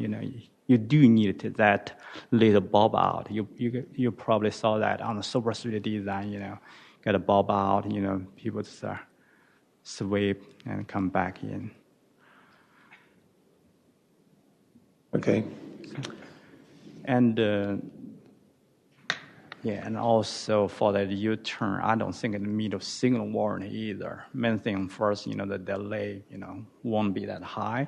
Secondly, I think the warrant for left turn usually on the peak hour is 75 cars. And then under this condition, even 41 plus 40 is 45. That's about half of the warrant. Okay. Thank you. Harry, one of your pages in attachment 4 was the modification to the development standards. So it's a list. In the application packet. Yeah. The one-page list, I think it's page 19. Oops.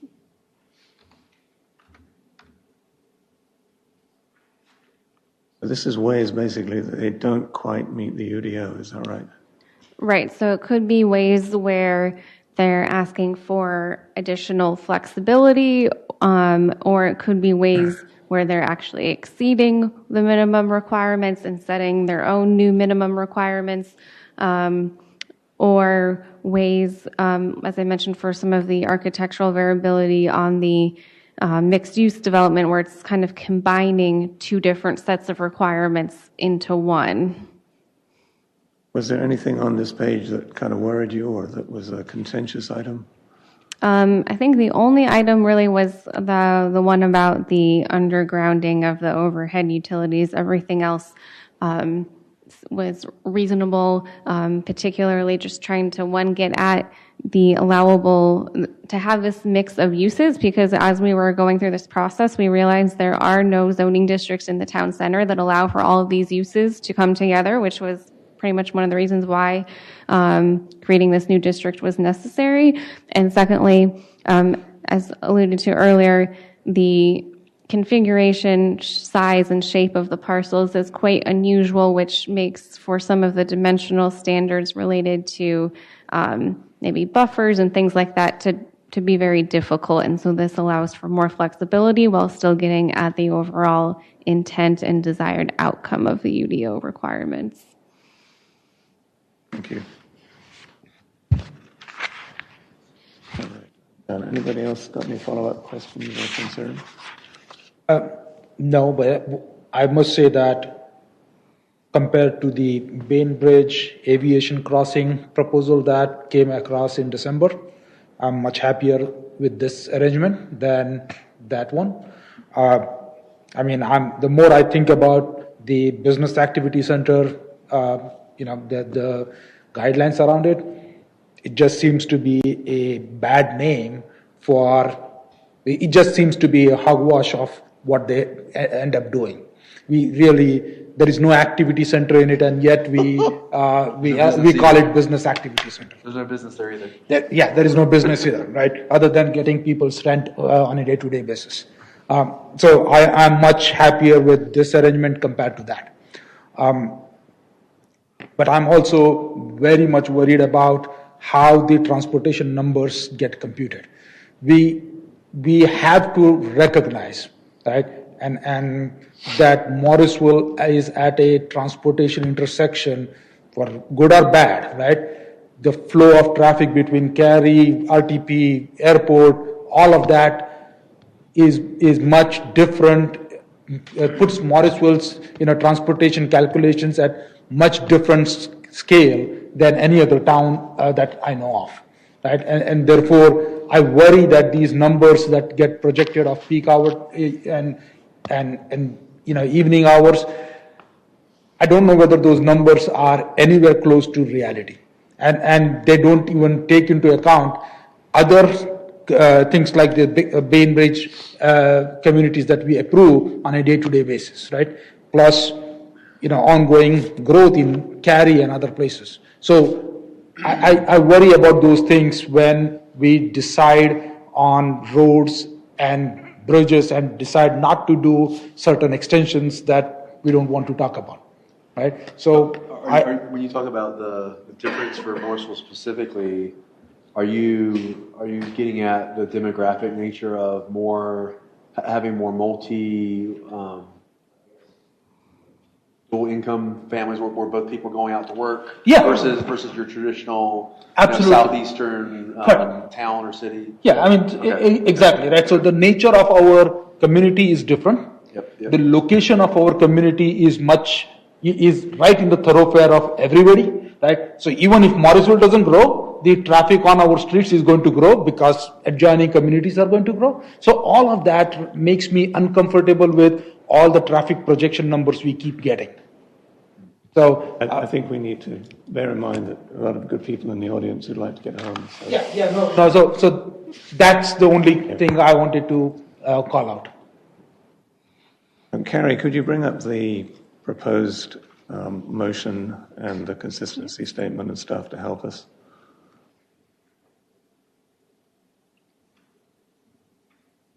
All right. While we do that, I'm going to ask, if I may, Mr. Tate, or perhaps Mr. Baxter or Mr. Mitchell, would you consider a condition that you made some commitment to do the underground utility on aviation?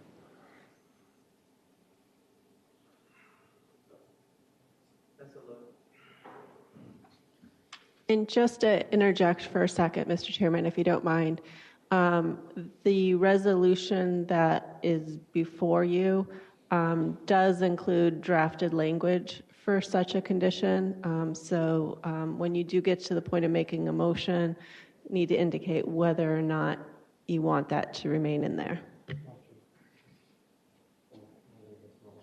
So what you're saying is basically, as we're going to be presented these things now, that is currently in there, regardless, if they agree or not, that's in our conditions.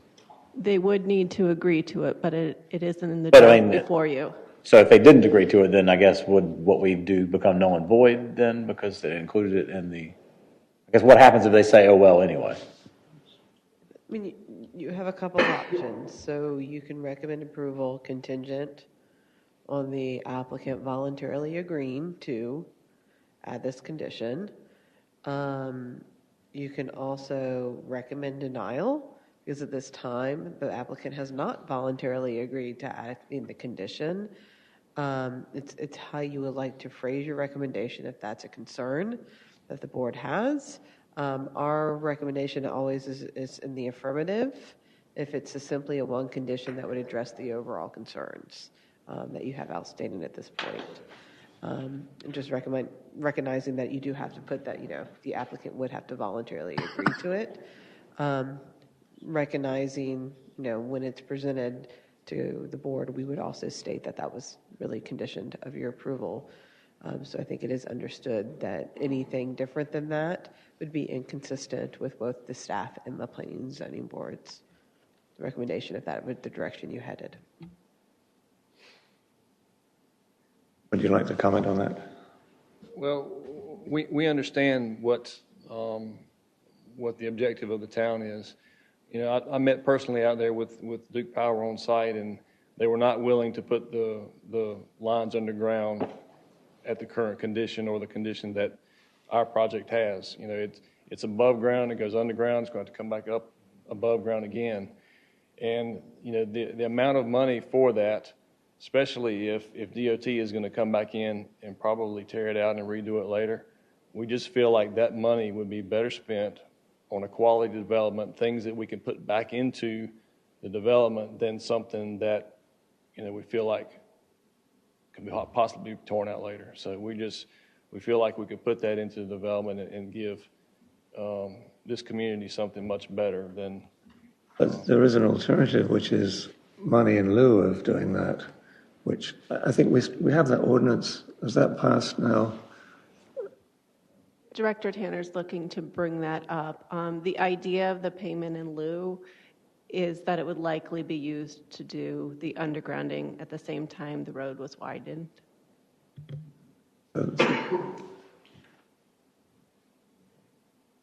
So I think we're ready to consider a motion.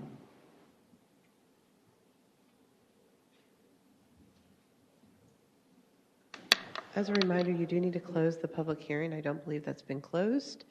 And that the resolution does have the required verbiage per statute. And the ordinance can be, the motion can be made without all that additional verbiage that we see with the consistency statement or the resolution. So we will formally close the public comment session. And who wants to be brave and try and make a motion here? Not too. I have a bit of a cold tonight.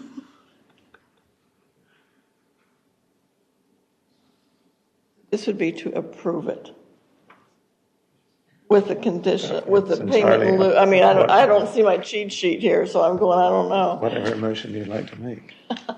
The consistency statement would be first. I'm pulling that up now for your use.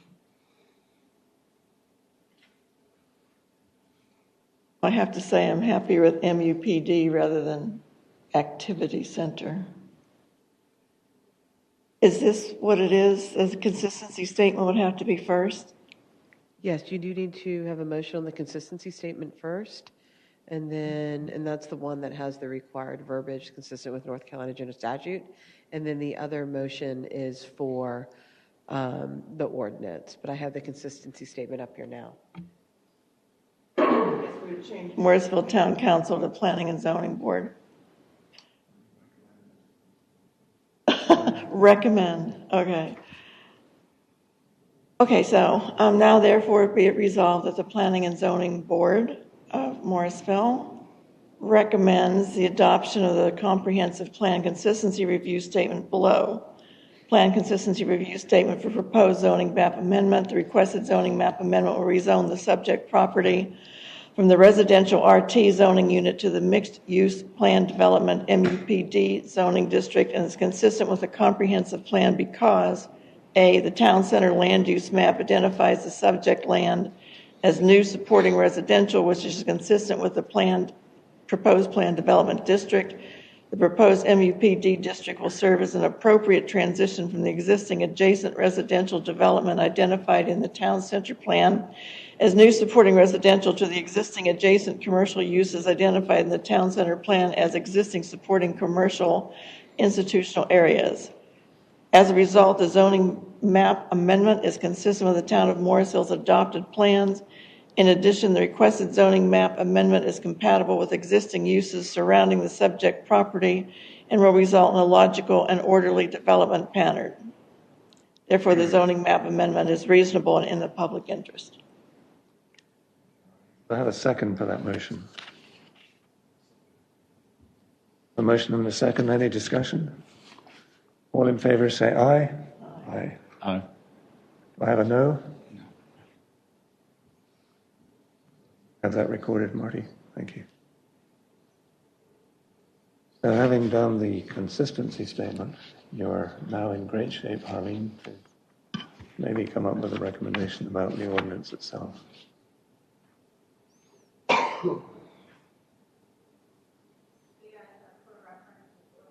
2018-449-0. Okay. The town of Morrisville zoning map is hereby, just read it like this.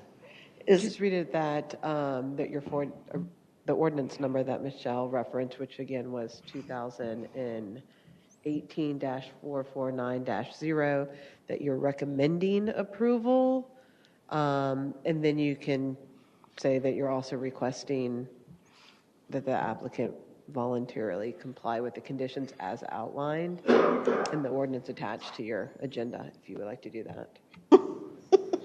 Simple enough, right? If I get lost, you'll help me, right? Okay, we are, the Planning and Zoning Board is recommending approval of Resolution 2018-449-0 of the Town of Morrisville zoning map being hereby amended by rezoning approximately 10.21 acres. You don't need to read the entire thing. I don't? Okay. No. I can stop now. Well, and then say that you're recommending approval of the ordinance with the title, which you did, and then state whether or not you are recommending that the proposed conditions outlined in the ordinance also be included in that recommendation. Give me that again. If I don't have a cheat sheet, I'm lost. Yeah, I'm sorry, I forgot about that part. So recommend either approval or denial of the ordinance number and title, and then specify with or without the conditions listed in the ordinance. All right.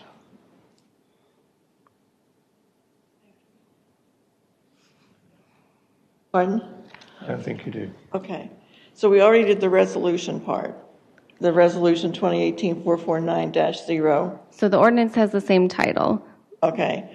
And recommending approval of ordinance 2018-4490 by the Planning and Zoning Board, approving the zoning map amendment for property commonly known as 0245, 249, 253, 257, and 259 Aviation Parkway and 310 and 324 Sunset Avenue, located north of Aviation Parkway and south of Sunset Avenue between Liberty Hill Pass and Bearcat Way, to the Mixed-Use Plan Development MUP District, Resolution 18-3, with the conditions listed in the ordinance. Okay. Marlene, have a second for that. Okay. Oh my God. So I have a motion recommending approval of 2018-449-0. Conditions listed in the ordinance. Any discussion of that motion? All in favor say aye. Aye. All opposed say nay. Nay. Tim, would you like to make a statement as to why you're voting nay? I have concerns over the traffic issue, number one, and I think then we would look at addressing demonstrated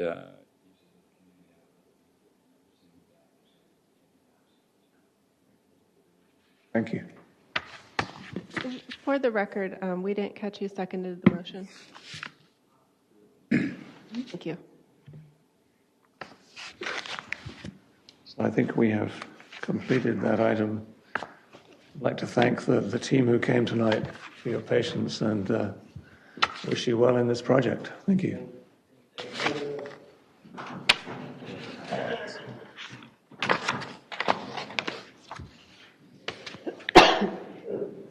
So we can jump, Courtney, to item 11, I think.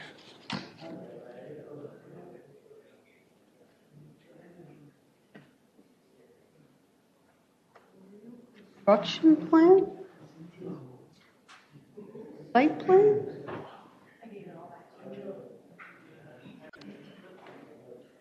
Chair, would you like me to wait until the room clears?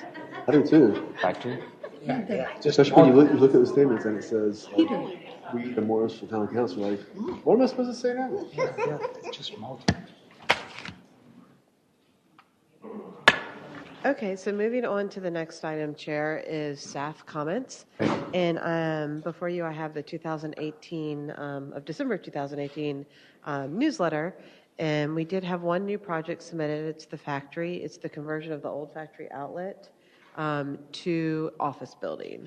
So it's basically taking the existing building, redoing the interior, and reskinning part of the front, as well as bringing any part of the building that's in non-compliance up into compliance as much as to the maximum extent practicable as defined by the UDO. So you'll see some landscaping upgrades and things along those lines. Under the administrative approvals, we have a combined site plan construction plan, and that was for the BAPS addition. They are expanding their existing structure. So currently they have the old warehouse portion that will be torn down, and they're going to be rebuilding that as well as an additional portion of the site and adding additional parking. As for town council approvals, the property located adjacent to Savannah, known as the Saddle Mile parcel, it was annexed into the town by town council. And as part of the land use plan update, really the third round of community outreach, that closed in the month of December. And we are currently, we being the consultant, is currently taking all the input provided, and we'll be back to this board as well as town council. It's anticipated that will happen in late winter, early spring, to bring the findings of the sub areas, and they'll bring forward to this board really two alternatives for each sub area, reminding that sub areas were the McCrimmon Extension area, Town Center, and the Wake Tech area. They will be looking for feedback on those two alternatives so they can take your feedback and develop one alternative.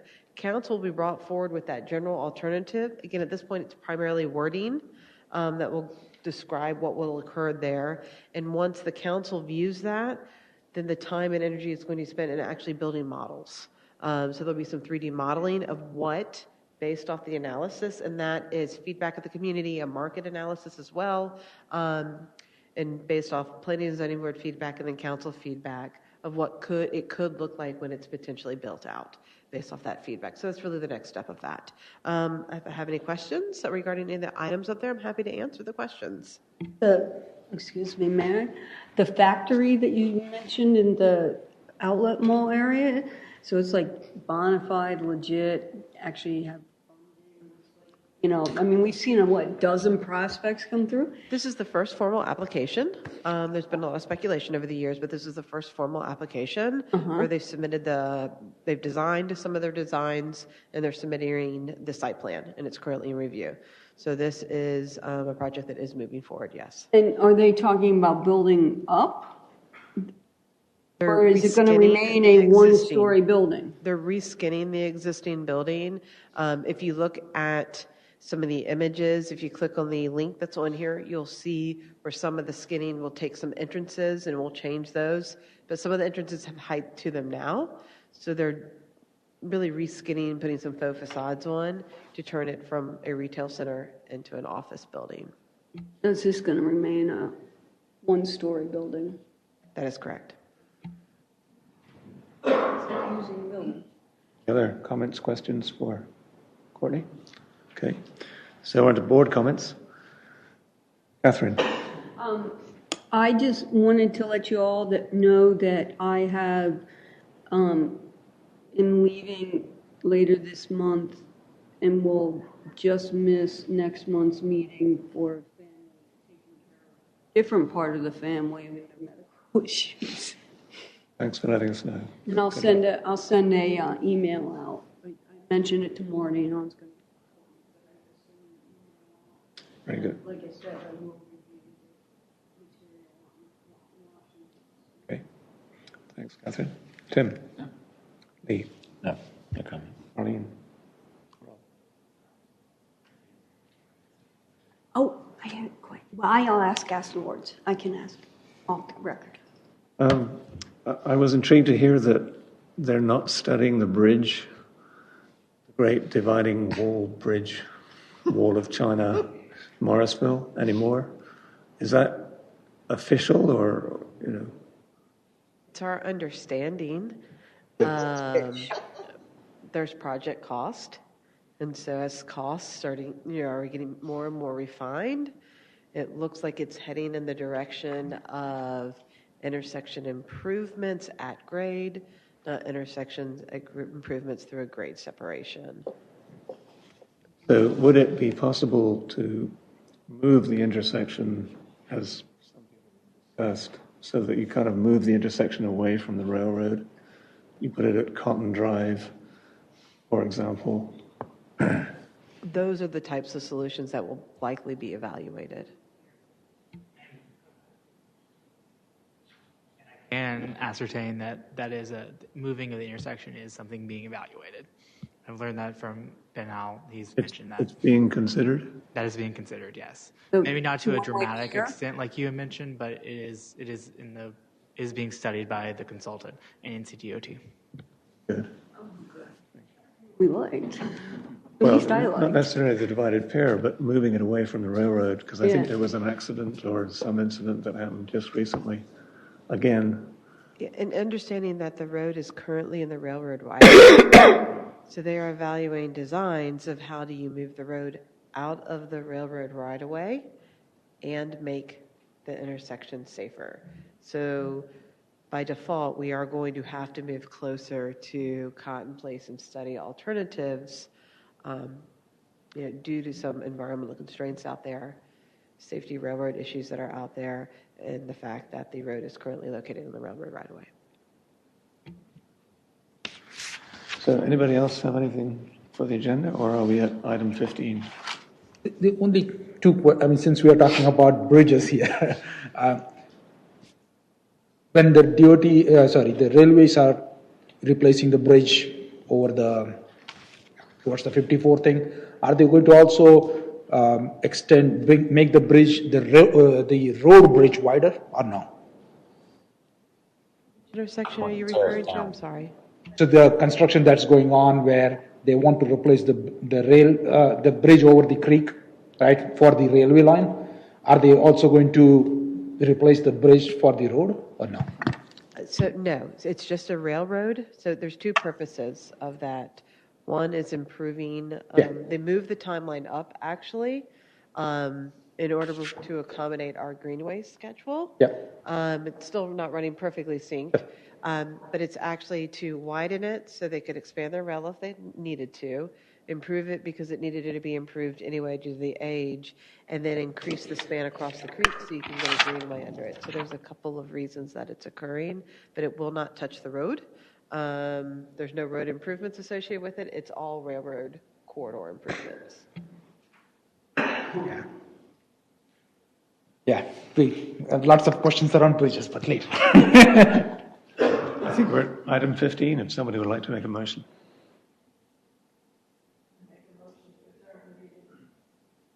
I will second. Multiple seconds. All in favor say aye. Aye. We're adjourned. Thank you.